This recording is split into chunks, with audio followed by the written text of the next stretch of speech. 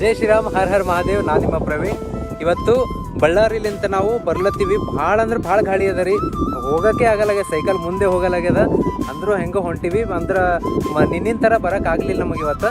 So ಇಲ್ಲಿ ಬರಬೇಕಾದ್ರೆ ಬಳ್ಳಾರಿಲಿಂತ ಭಾಳ ಜಲ್ದಿ ಬಂದಿದ್ವಿ. ದಾರಿಯೊಳಗೆ ಎಲ್ಲರೂ ಸ್ನಾನ ಮಾಡ್ಕೊಂಬಂತ ಹೇಳ್ಬಿಟ್ಟು ಸ್ನಾನ ಎಲ್ಲಿ ಮಾಡ್ಬೇಕಂತ ಹಂಗೆ ಬರ್ತಾ 30 ಕಿಲೋಮೀಟ್ರ್ ಬಂದು ನಾವು ಹುಡುಕ್ಬೇಕಾದ್ರೆ ನಮಗೊಬ್ಬ ಹುಡುಗ ಸಿಕ್ಕನಿಲ್ಲಿ.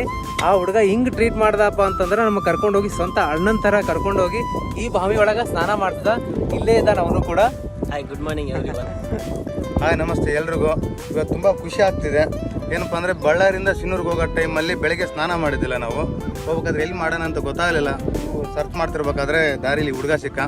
ಬನ್ನಿ ಅಣ್ಣ, ನಮ್ಮ ಮನೆ ಇದೆ, ಎಲ್ಲ ಹತ್ರದಲ್ಲೇನೋ ಒಂದು ಬಾವಿ ಇದೆ, ಹೋಗ್ಬಿಟ್ಟು ಆರಾಮಾಗಿ ನೀವು ಸ್ನಾನ ಮಾಡ್ಕೊಂಡು ಹೋಗ್ಬೋದು ಅಂತಂದ.